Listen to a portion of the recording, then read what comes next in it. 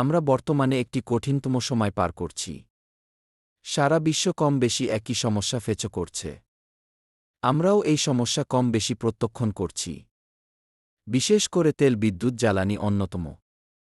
বর্তমান সময়ে সারা বিশ্বব্যাপী জ্বালানির সংকট যেভাবে বাড়ছে, তাতে সাধারণ মানুষের হিমশিম খেতে হচ্ছে।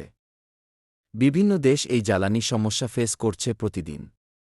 আজকের ভিডিওতে আমি আপনাদের সাথে শেয়ার করব সহজ টিপস, যা আপনার বর্তমান পরিস্থিতি মোকাবিলা করার জন্য হতে পারে অত্যন্ত কার্যকর।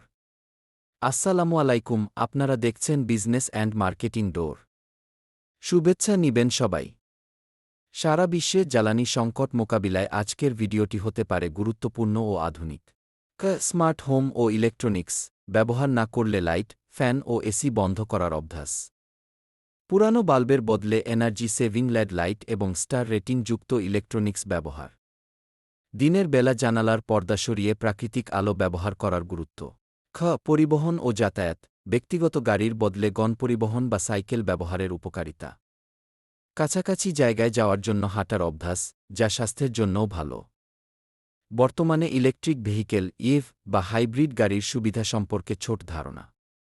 রান্নার ক্ষেত্রে সাশ্রয়, রান্নার সময় পাত্র ঢেকে রাখা এবং প্রেসার কুকার ব্যবহার করা। ফ্রিজ থেকে খাবার বের করে সাথে সাথেই গরম না করে সাধারণ তাপমাত্রায় আসার পর গরম করা। সঠিক মাপের বার্নার বা চুলা ব্যবহার করা।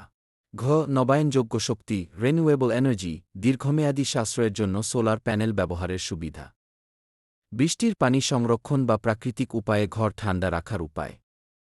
জ্বালানি সাশ্রয় মানেই টাকা সাশ্রয়। আপনার একটি ছোট পদক্ষেপ বড় পরিবর্তন আনতে পারে। আপনার কাছে কোনো পদ্ধতিটি সবচেয়ে কার্যকর মনে হয়?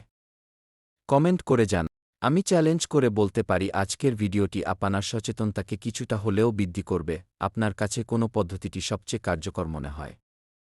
কমেন্ট করে জানান।